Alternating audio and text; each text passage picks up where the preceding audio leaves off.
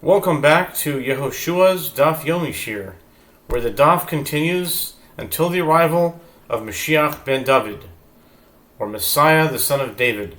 This opening line is inspired by the 12th principle in the Maimonides' 13 Principles of Faith.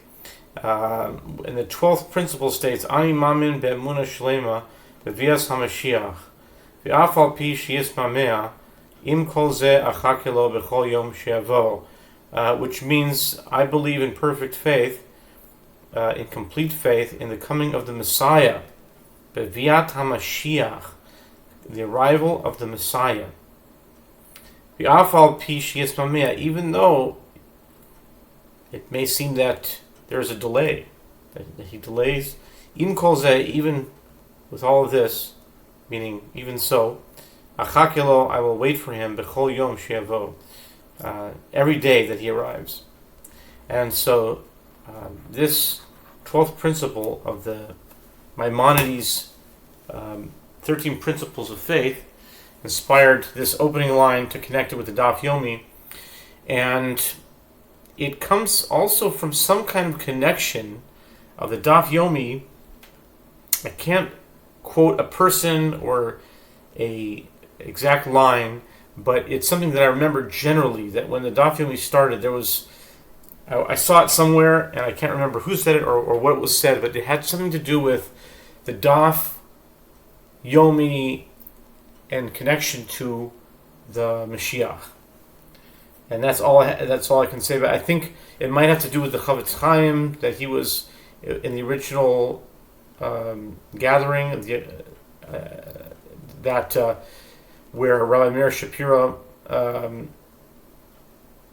Shapira proposed the idea. It could be that, and it had to do with, because I know that the Chavetz Chaim was a very strong anticipator of the Mashiach and wanting the Mashiach to come very much. He wrote a sefer, I think, called Tzipisel Yeshua.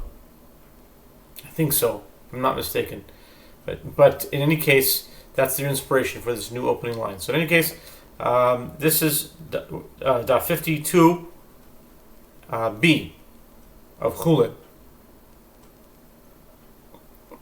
And the question started in the last line of 52A, so here it is. The Gemara asks, did Shmuel really say that if a rib was ripped from its root, the animal is a treifa, but raise a contradiction from the Mishnah, Oholot 2:3. Now we're on 52b, top of the page, where it's Kama Chisoron B'Shidra. Kama Chisoron B'Shidra, B'Sham Hayoin Rim, Shtei Chulyois B'Yisrael, Elohim Rim Chulya Achas. How much is considered deficiency in the spine of a corpse, so that it will not be considered a full corpse, that would render one impure in a tent? Beis Shammai say 2 missing vertebrae, and Beis Hillel say 1 vertebra.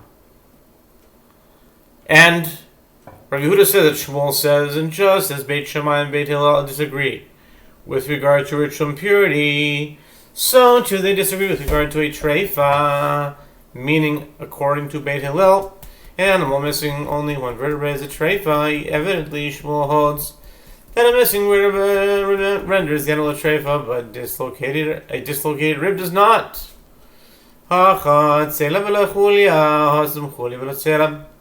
The Gemara responds, this is not difficult here, where Shmuel says that a rib ripped from its root renders the animal a treifa. He is referring to a case where the rib was torn out without the vertebra. There, where he says that a missing vertebra renders the animal a treifa, according to Beit Hillel, he is referring to a case where the vertebra was missing without the rib being dislocated.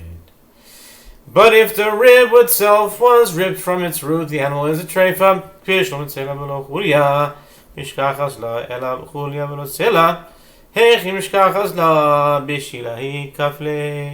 The Gemara asks, granted, with regard to a case where a rib was dislocated without a vertebra, you find this commonly, but how can you find a case of a missing vertebra without a dislocated rib? The Gemara responds, this can occur at the ends of the flanks, where there are vertebrae with no ribs attached to them. Maskif Yehoshua v'lisnai gabe kule beshamai v'chumre v'silei. Amar le Rav ki ishti le'inyan tumeh ishti lahavilu beshamai lechumra. Shmuel said that just as Beit Shammai and Beit Hillel disagree with regard to ritual impurity, so too they disagree with regard to a treifa. Rav Yehoshua objects to this statement, but if that is so, then the opinion of Beit Hillel is the more stringent one, as they hold that even one missing vertebra renders the animal a treifa. Accordingly, let the Talmud teach this dispute along with the list of leniencies of Beit Shammai and stringencies of Beit Hillel and tractate Eduyot. Rav said to him, when the question was asked, it was asked with regard to the ritual purity of a corpse. That is the source of that dispute between Beit Hillel and Beit Shammai, and on that matter, Beit Shammai constitutes the stringent opinion. The parallel disagreement with regard to treifot is not mentioned explicitly in any Mishnah or Braita, and it was therefore omitted from the list in the tractate Eduyot. V'gulgoyles shenech b'so b'ruba b'y Rabbi Yirmiyah o govao rov hekepua hekefat teiku. The Gemara returns to Shmuel's statement, or if the skull was crushed in its majority, the animal is a treifa. Rabbi Yirmiyah raises a dilemma: is this referring to the majority of its height, or the majority of its circumference? The Gemara responds, the dilemma shall stand unresolved. Ubasar chope rov hekareis peruba b'y berov hekarua berov natul. Shmuel also said, or if the flesh envelops the majority of the rumen was damaged in its majority, the animal is a treifa. Rav Ashi raises a dilemma: is this referring even to a case where the majority of the length of the flesh was torn? Or is it referring only to a case where the majority of the flesh was removed? But if it was torn along the majority of its length, the animal remains kosher.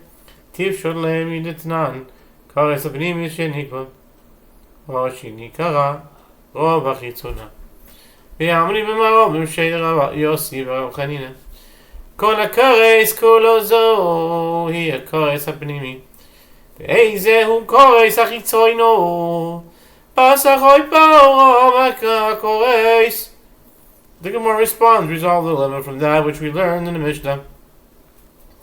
If the internal rumen was perforated or most of the external rumen was torn, the animal is a treifa. And in the West, Israel, they said in the name of Yossi, son of Rabbi Chanina, the entire rumen is the internal rumen. And if so, what is the external rumen? It is the flesh that envelops the majority of the rumen. Apparently, the animal is a treifa, even the flesh is torn in its majority. The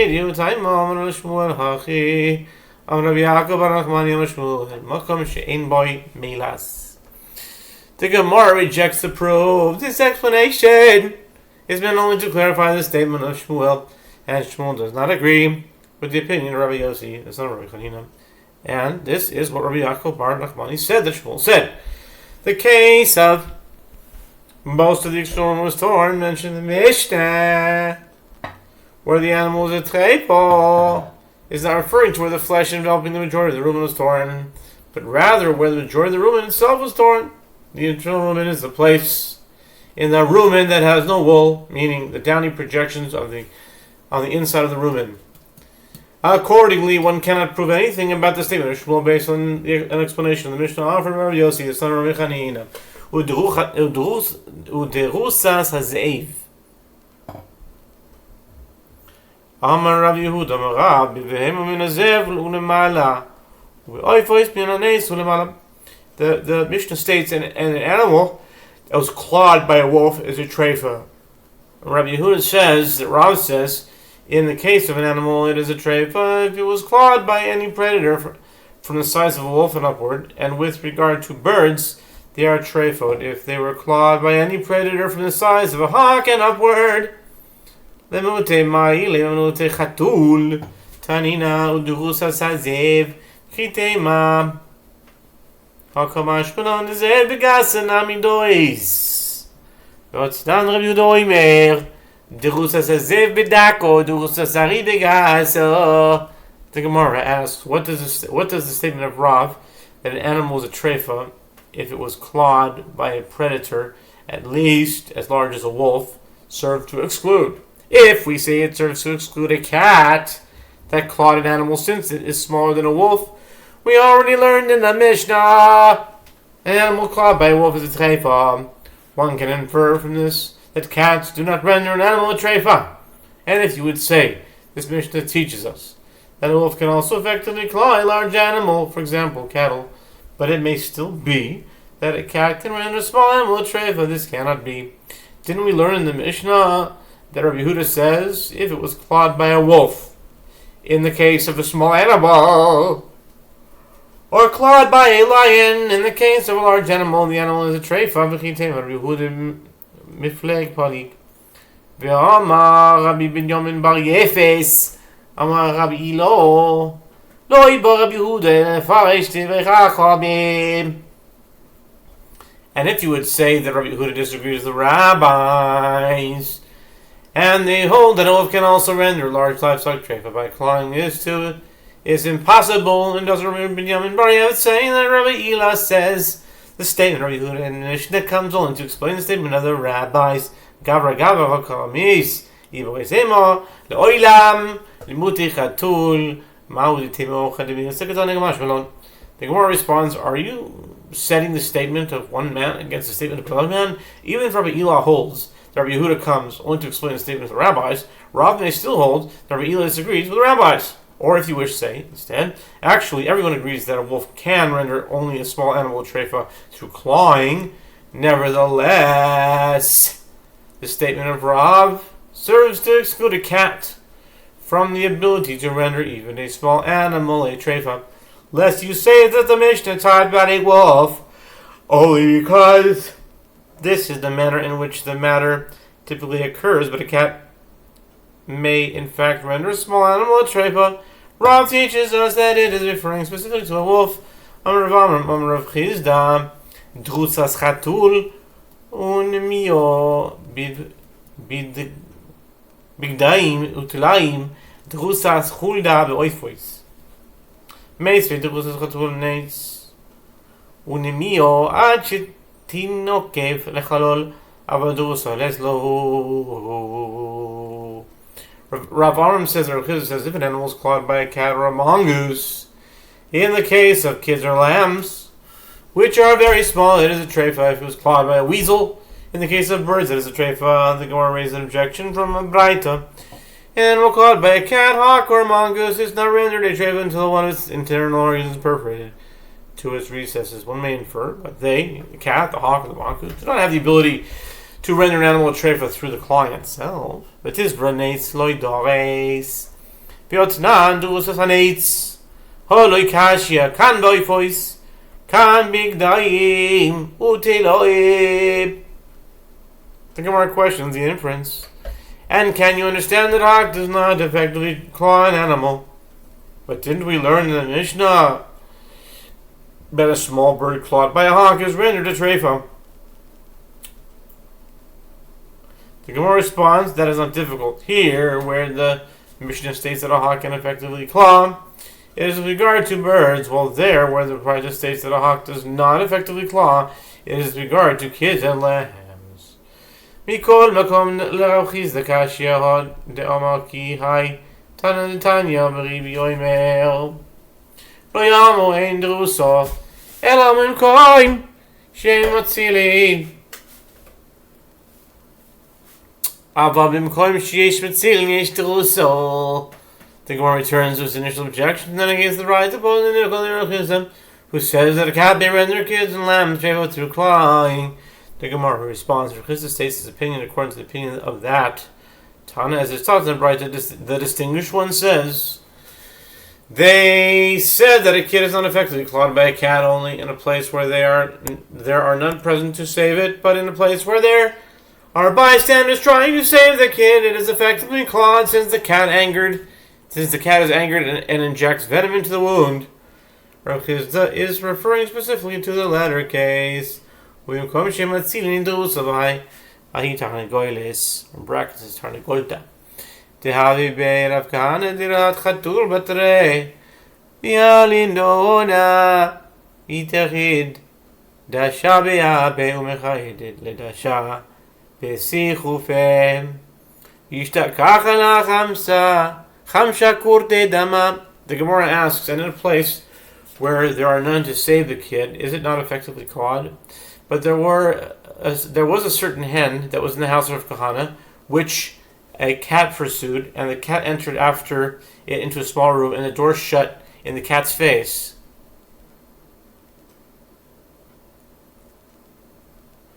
And it struck the door with its paws in anger. Oh, interesting. Okay, there's a hen in the house of Kahana, which a cat was chasing it, and the cat entered into the small room, and the door shut in the cat's face. Lucky hen. Lives another day. Wow. I'm kind of happy for the underdog, No pun intended. I mean, it's a hen, the under hen. The hen got away, and the door hit, and then the cat got angry, and hit the door with the paws in anger. And afterward, 5 drops of blood, meaning venom, were found on the door. So the cat was angry, and it was venom from its hit. Apparently, a cat is venomous even if no one is present to save its prey. Wow. The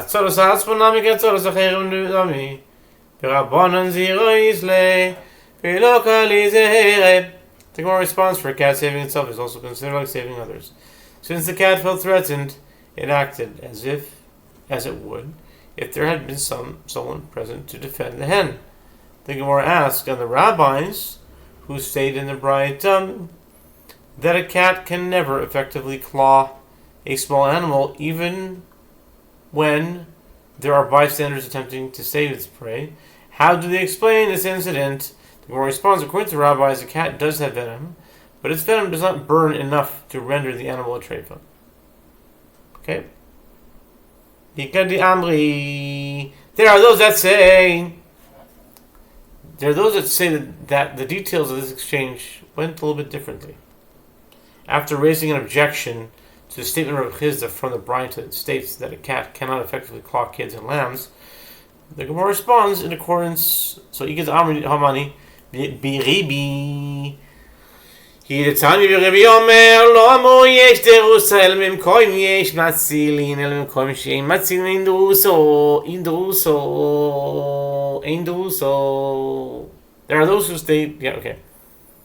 In accordance with whose opinion is this Braita? It is in accordance with the opinion of the distinguished one, is Biribi, the distinguished one. As it is taught in the Braita, the distinguished one says, they said that a kid is effectively clawed by a cat only in the place where there are bystanders present to save it. But in a place where there are none present to save the kid, it is not effectively clawed. The Braita then discusses a case where there are none present to save it. Rav Chisda agrees with the rabbis that a cat can effectively claw an animal, even when there are none present to save it. In brackets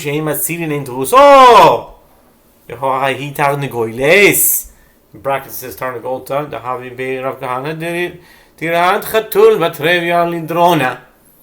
Pitchin Dasha Biape, Umichael Dasha Bisichupe, Ishtaka Halecham Shikurte Dama. The